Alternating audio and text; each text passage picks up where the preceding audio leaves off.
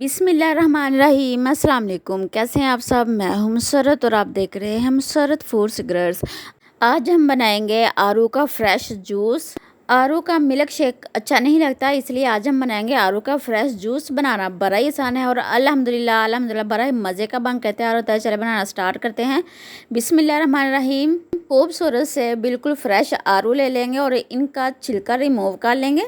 आड़ू जो होता है वो विटामिन सी से भरपूर होता है, इसलिए अपनी डेली रूटीन में इसका लाजमी इस्तेमाल किया करें। ये आपकी जिल्द के लिए, बालों के लिए, नाखूनों के लिए बेहद फ़ायदेमंद है। ये देखिए अच्छे से हमने इसका छिलका रिमूव कर लिया है। इसी तरह हम सारे आड़ूओं का छिलका रिमूव कर लेंगे।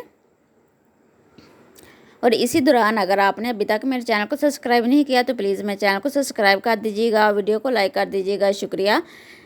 एक खूबसूरत सा ब्लेंडर जग ले लेंगे और सारे आड़ू के पल्प को इसमें डालेंगे। 3 से 4 टेबलस्पून चीनी डालेंगे। आप अपने टेस्ट के मुताबिक चीनी कम या ज़्यादा कर सकते हैं।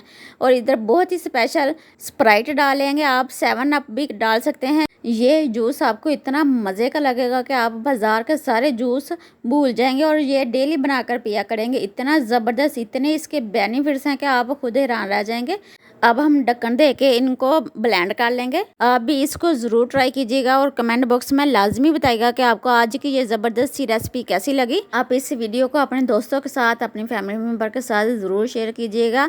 जूस को तकरीबन 3 से 4 मिनट लग ही जाते हैं ब्लेंड होने में। अच्छे से ब्लेंड कर लेंगे ताकि जूस जो है बिल्कुल स्मूदी शेप में आ जाए। अब हम इसको सर्व कर लेंगे। बिस्मिल्लाहिर्रहमानिर्रहीम। आइस क्यूब्स डालेंगे। आप जब जूस को ब्लेंड करते हैं तब भी डाल सकते हैं, लेकिन इस पॉइंट पे डालें तो ज़्यादा मज़े का लगेगा।